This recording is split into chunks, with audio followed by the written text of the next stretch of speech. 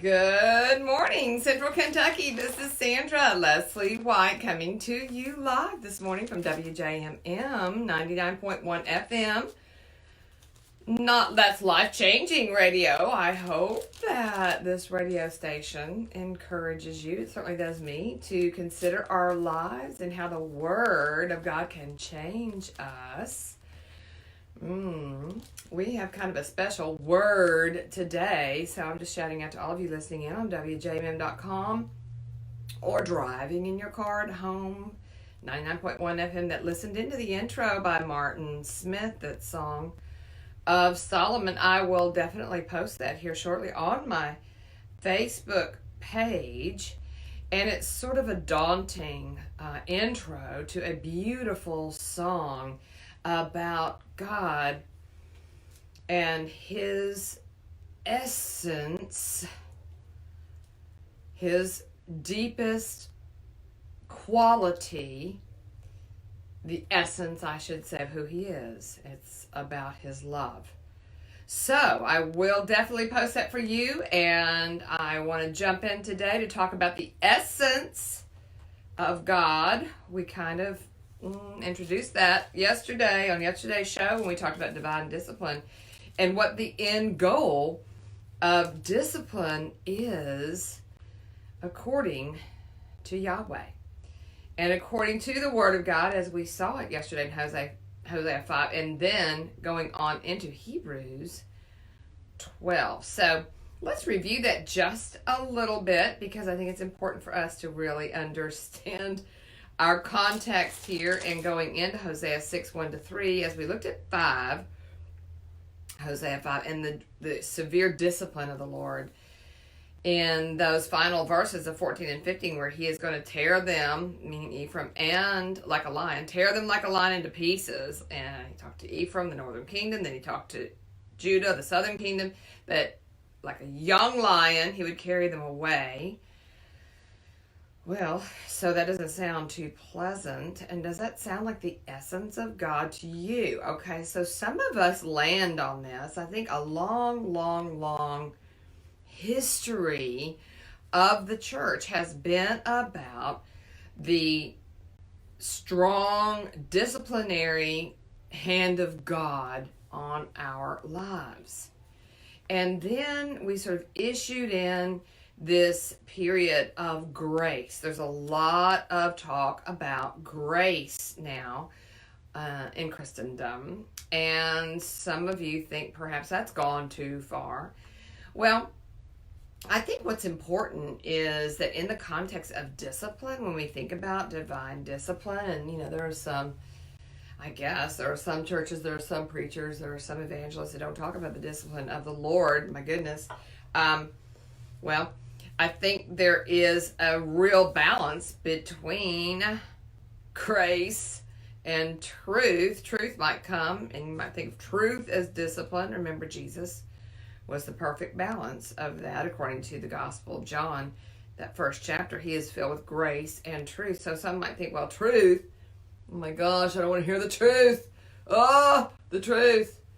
Because the truth is hard. I don't want to know the truth about me. I don't want you to tell me the truth about me, because the truth about me often indicates that there's something wrong with me. Isn't that terrible? I mean, we're so quick, aren't we, to condemn ourselves. We're so quick to judge ourselves. We think of truth about who we are, or truth about who God is, maybe, as being something harsh, being something that is a flaw, not in His character, but certainly in ours. But then we think about grace, and grace is, oh, that feels good. Oh, grace. Yes, talk to me about grace. Don't talk to me about truth. Talk to me about grace, because grace makes me relax. I breathe, and I realize I'm not such a bad person after all. I mean, we are so hard on ourselves today. We really are. And I find that to be true across the spectrum. People that know and love the Lord, and people that perhaps don't even know the Lord, because I have friends from the far left to the far right of that equation. So I want to talk about the essence of God, the essence of his character. And that is something that I think if we really can soak in that, meaning soak it in or soak in it, it may really change our perspective. So let's jump in and look at where we are in the context of Hosea and then Hebrews again. And then I want to get specific about the idea of the essence of God. So let's jump into the New American Standard Version this morning. Hosea 6, 1-3. Come, let us return to the Lord, for he has torn us, but he will heal us. He has wounded us, but he will bandage us. He will revive us after 2 days. He will raise us up on the 3rd day, that we may live before him. Very powerful. So he goes on in verse 3. Let us press on to know the Lord. His going forth is as certain as the dawn, and he will come to us like the rain, like the spring rain, watering the earth. Okay, if you're just joining in, this is Sandra, Leslie White, talking about the essence of God. Well, this is pretty beautiful in the context of Hosea, where Israel and Judah have been indicted for their straying from the Lord, engaging in Canaanite gods, being essentially destroyed by them. He has to go to extreme measures to get them to stop and to pay attention to what he's saying to them. And as a matter of fact, just bringing them back to him so that they can enjoy his provision, protection, his priesthood and prophecies over his life. So they are in bad shape at the end of chapter 5, but they are coming together for the first time. This is their voice in the first part of chapter 6 and says, come, let us return to the Lord. So this essence of God is about healing here, certainly. He has torn us, perhaps, is that the truth? But he will heal us, maybe that's the grace. He has wounded us, is that the truth? But he has bandaged us, and there's the grace. But what is at the heart of his discipline? We talked about that yesterday. Let's go to Hebrews 12 and really kind of dig into this a little bit further. I was really moved by this on the air yesterday, and I appreciate all the comments from Facebook Live. I appreciate all your comments and responses to this because it was pretty special to me. So I'm glad it was special to you too. Hebrews 12:10 says this, for they disciplined us, meaning our earthly fathers, for a short time as seemed best to them.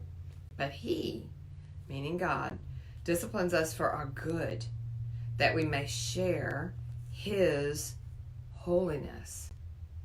Okay, there it is. Share his holiness.